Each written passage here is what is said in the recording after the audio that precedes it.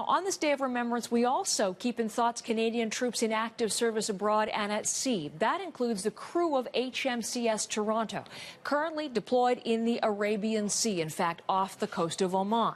Commander Matthew Bowen is with me on the phone from the very ship off the coast of Oman. Commander, good morning to you. Yes, good morning, Heather. How are you? Well, I'm very well, sir, and thank you for giving us some time on this day of significance. Can I begin by asking you, how would the crew or members of the crew of HMCS Toronto, how would you normally mark Remembrance Day? Well, normally if we were at home in Halifax, we would, of course, attend ceremonies at our local cenotaph. But being out here on operations at sea, we mark it in a bit of a different way. As you can imagine, we don't have a cenotaph on board, so we instead run a ceremony on our flight deck. So can you tell us about a wreath that? At the cenotaph, we basically commit the wreath and our poppies to the sea on completion in memory of those who have gone before. So you have a traditional Remembrance Day ceremony that Canadians would certainly identify with, would know, and then at the end throw the wreaths and the poppies into the water. Is that right?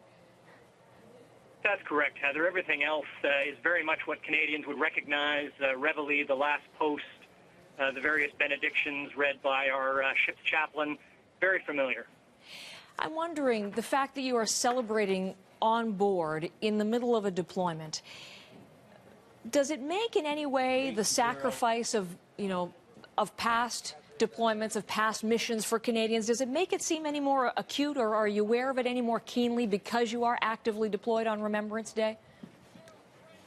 Oh, there's no question at all, Heather, that we're much more aware, I think, of those who have gone before us, particularly those who served long periods in combat. When you think of World War II in particular, where sailors were away from their families for years before getting home. It really puts our current deployment in perspective.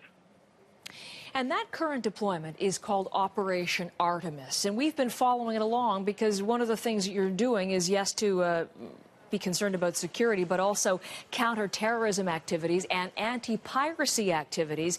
And in that department, you've had tremendous success. You had another huge heroin bust just a few weeks ago, Commander.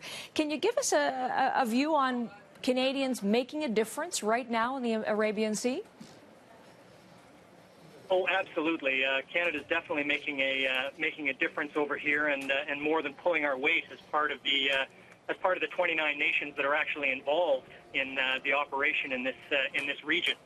I do want to point out, though, that we aren't actually doing anti-piracy or counter-piracy. We're solely focused on counter-terrorism and basically interdicting those narcotics, stopping the flow of narcotics and their support to terrorism. That's our mission.